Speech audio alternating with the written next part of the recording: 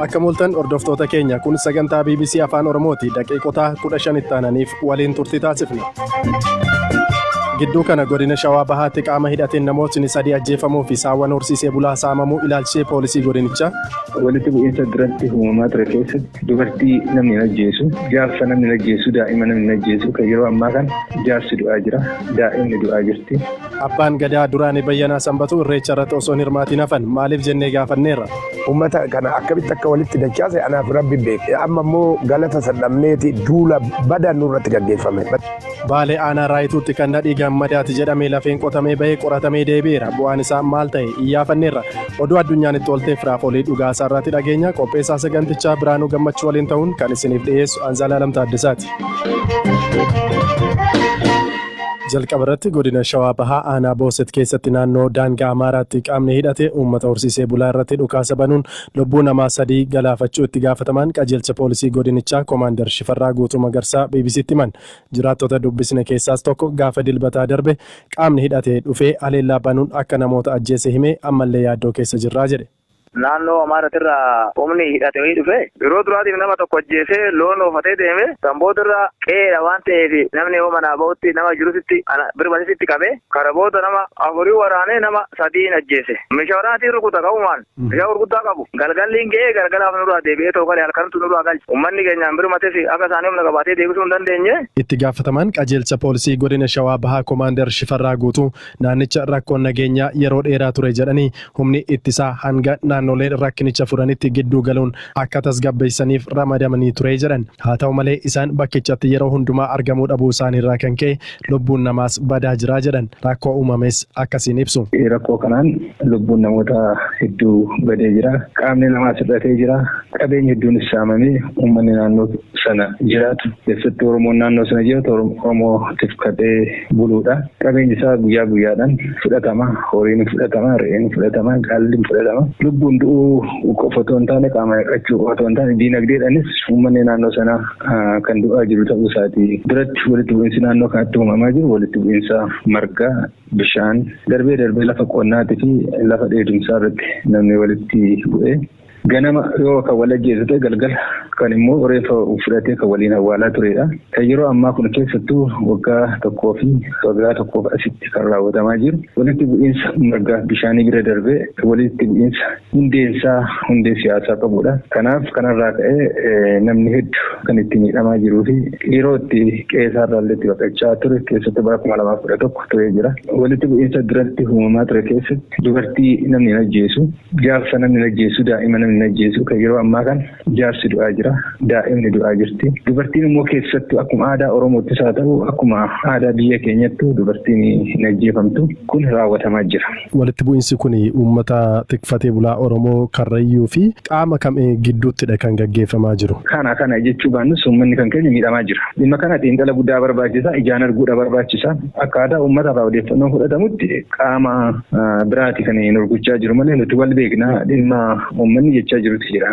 Raawwiin amma raawwatamaa jiru kan qotee bulaanii fi horsiisee bulaa walitti dhukaasu ta'uu hin taane humnoonni ta'e jedhanii naannoo kana qaxanaa jeequmsaa gochuudhaaf barbaadan fedhii siyaasa isaanii galmaan gahuudhaaf barbaadan keessattuu immoo Oromoo irratti dhiibbaa geessisuudhaaf warri yaadan uummata kanatti makamanii uummata keenya kana kan miidhaa jiran ta'uusaa qabatamaa wanti nama argisiisu jira. Kun istaandardiin namatti uummata kan keenyatti miidhamaa jiru istaandardii qotee bulaaniif qotee bulaa walitti dhukaasu ta'uu hin taane istaandardii namoonni beekumsa qaban namoonni dandeettii qaban keessatti hirmaatanii uummata kana miidhaa kan jiru ta'uusaa kaasuun hin barbaade jala mure. Ayyaana hora Finfinneetii fi hora Arsadee irratti gaggeeffamu caasaan nageenyaa kan keenya akkuma jirutti nageenya kana mirkaneessuuf garasitti kan inni socho'e waan beekaniif guyyaan nuti hojiidhaaf garasitti nuti bobbaanu uummata kan keenya irratti duula gaggeessuudhaan karaa tokkoon otoo hin taane sa'aatii tokkotti karaa 2 fi karaa 3 dhukaasa banuudhaan uummata kan keenya irratti miidhaa qaqqabsiisanii jiranii. Guyyaadhuma 25 kan namni 3 du'ee jira, namni 4 madaa'ee jira. Horiin lakkoofsa isaa ammaaf nuti kana jechuu baannu akkaataa abbootiin qabeenyaa himatanitti horii 70 olii kan miirara meeshaa waraanaa hidhateen kan saamaman ta'uusaa jiraattonni naannoo sanaa kan kaasaa jiran. Nutis qaama sanas deemnee immoo bakka sanas qaamaan deemnee kan laalle ta'uu kan keenya. Nageenyi naannoo Oromiyaa keessatti mirkanaa'ee Oromoon tokko ta'ee ayyaana isaa karaa nagaadhaan kabajata. Dhimma jeequmsaa kan maddu malee nuti daangaa namaa darbinee otoo hin taane qe'ee namaa seennee otoo hin taane Oromoon ammas kan inni du'aa jiru kan inni saamamaa jiru lafa isaa irratti iddoo itti dhalatee irratti iddoo handhuurri isaa itti awwaalame irratti kan rakkoon kun irra qaqqabaa jiru.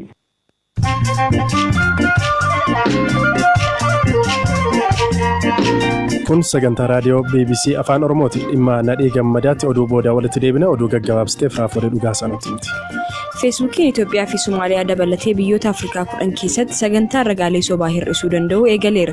Fuula Feesbuukii sobaa cufuu fi qaamolee odeeffannoo dhugaa dabarsan beeksisuun saganticha keessatti akka argaman FBCtu gabaase. Weellisaa fi miseensa paarlaamaa Yuugaandaa kan ta'e Bobi Wine erga poolisiin konsertii guyyaa walabummaa akka hin dhiyeessineef dhorkeenii booda miidiyaaleef ibsa kenneera. Filannoo 2021f akka dorgomu kan beeksise Bobiin bara 1986 irraa eegaluun aangoorra kan ture pirezidaantii Yoweri Museveni abbaa irreedha jechuun dubbateera. Austraaliyaa kutaan New South Wales jedhamutti balaa ibiddaa bosona keessatti dhaqqabee manneen 30 ta'an barbadaa'aniiru. Balaan dhaqqabe kun kutaa Queensland fi kutaalee ollaatti gaafa kibxataa ho'iinsa seentigireedii 40 akka galu taasiseera. Kibba Meeksikootti bulchaan gandaa Jorge Leos Mercadon jedhamu konkolaataatti hidhamee erga daandii irra gototamee booda namoonni 11 ta'an to'annoo jala oolaniiru. Duula filannoo irratti waadaa daandii nan sirreessa jedhu akka dhugoomsuuf qonnaan bultoota gaafataniin haliillaan akkanaa yommuu ga'u kun kan isa lammataati. Waraanni Tarkii kaaba baha Siiriyaatti haleellaa humnoota Kurdish waliin waraana uumuu danda'u eegalaniiru. Pirezidaantiin Tarkii Recep Tayyip Erdogan duulli haleellaa kun hidhattoota Kurdish irraa bilisa taasisuun naannoo nagaa baqattoota Siiriyaaf lafa jireenyaa ta'uu malu uumuu kan danda'uudhaas jedhaniiru. Himannaa pirezidaantiin Ameerikaa Doonaald Tiraamp aangoorraa bu'ee akka himatamu dhiyaate irratti White House tasumaan tumsa akka hin kennu jedheera. Xalayaan achirraa hooggantoota paartii Dimookiraataatti ergame himannaan kun kan ka'umsa hin qabnee fi heera kan hin hordofneedhaas jedhaniiru. Malaawiitti kibxata wayita dhukaasi mormitoota mootummaa irratti banametti poolisiin tokko dhagaan ajjeefameera. Usmaan Imeedii hokkora uummataa fi yakkamtootaan dhakaadhaan reebamee ajjeefame jechuun dubbiin himaa poolisii James Kadageemaa dubbateera. Oduun irraaf qabadhe kanuma.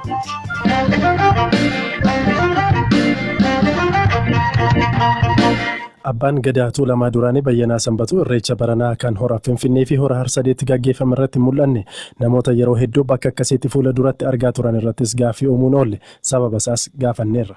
Irreessa irratti ani argamuu dide waan haalli tokko tokko han hojjetamu xiqqoo karaa gallakkisee waan ta'uuf dhiiseen maaliif tokkoffaa irreecha hora Finfinnee kana 2006 jalqabnee aniti qabsoomnee akka horri Harsadii kabajamutti irreechi hora Finfinnee akka kabajamu angodhaa ba'ee hayyoota keenya wajjin abbootii gadaa fi nu jechaadha. Qe'ee keenya gallakkisneeti gadaan nutti kennite sanii uummata quuqama Oromoo kana inneeti yeroo roobaleeti calqabee tana dhugaa 16 hojjadhee jechaadha. Yoo sanis keessuman jira ummata kana akkamitti akka walitti dachaase anaaf rabbi beek. Amma immoo galata sallamneeti duula badaa nurratti gaggeeffame. Battalii ana duula guddaan nurratti gaggeeffame. Biiroo Aadaaf Turizimii keessa irree nutti duula. Tokko tokko wal beekna. Sablinatu nuti dhalatee nutti duulamee yakkamaa taanee shakkamaa taanee oduu ummata kana agabuu oollee bullee hojjannu kana nutti duulchisanii waan nutti duulchisanii jennee dhokannee mana keenyatti egaa duurraa jiraachuu wayyennee mana keenyatti hafne malee nu irreecha ummata Oromoo wajjiniin dhagnee kabajachuu hin dadhabne namoota bakalee wayyaanee jala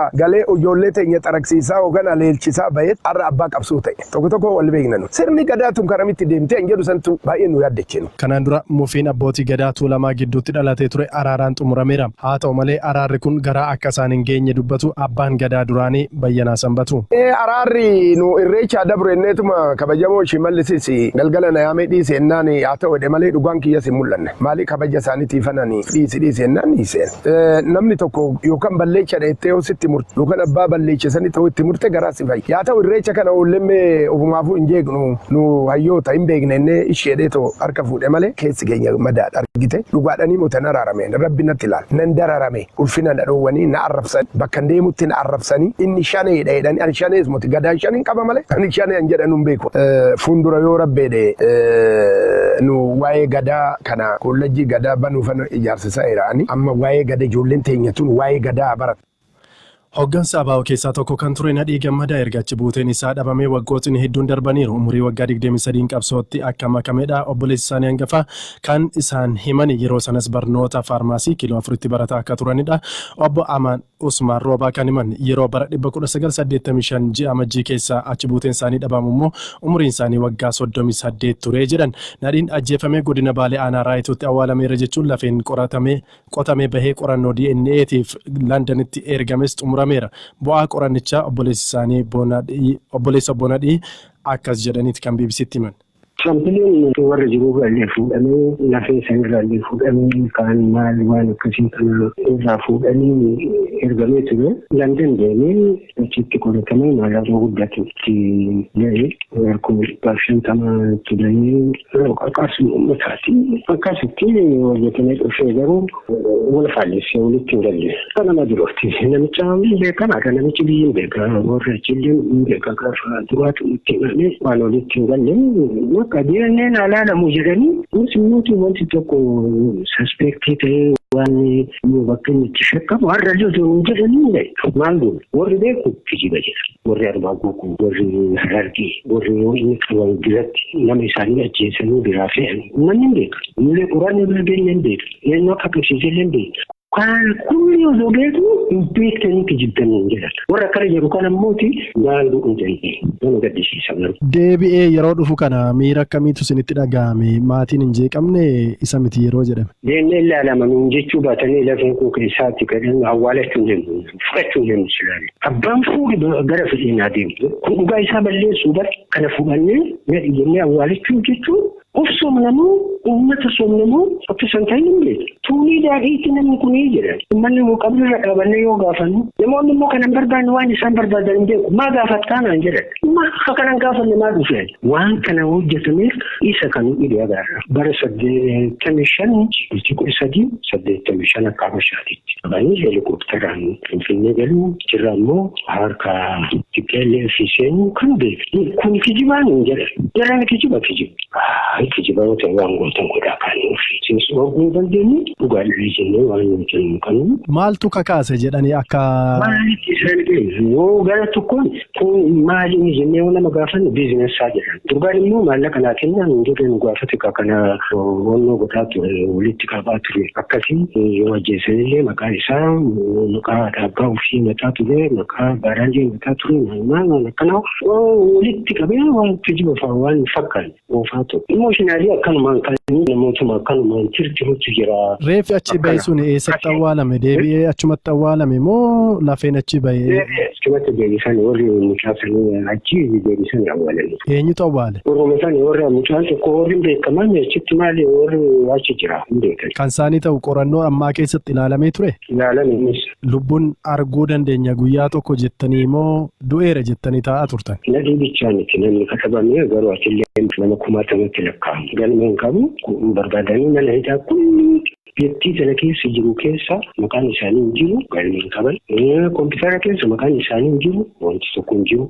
Kana jala deemnee hafuufni yoo nutti himan immoo Tigraay manneen hidhaa keessallee wanti kun hin jiru jedha. Kun maal jechaadha uummanni kun namni kumaatama lakkaa'amu kun yoo akkuma hiikimaan rashinanii fitan.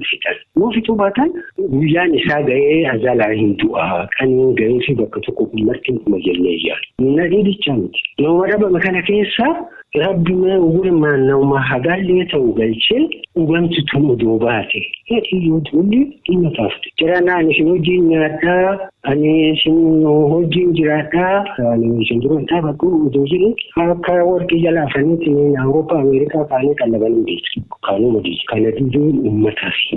Gaafa uummataaf hin deebiin kan bahee miidhameef kan du'aa jiruuf mana dhumaa jiru kun yoom dhaabatee mirga maaltu argamee immoo mirga kiyya barbaadaa jechaaf didee du'attees miidhamattees mana dukkanaatiiftees jibadi maal hin dhageenye yoo jiraates yoo du'es uummataaf ta'e maa yoo uummata kanaa du'e dhugama kana barbaanne malee nadhiin jiraatee odoo argine eessayyoo. Sagantaa har'aatiif qopheessine asumarratti xumurreerra boru walitti deebina horaa bula.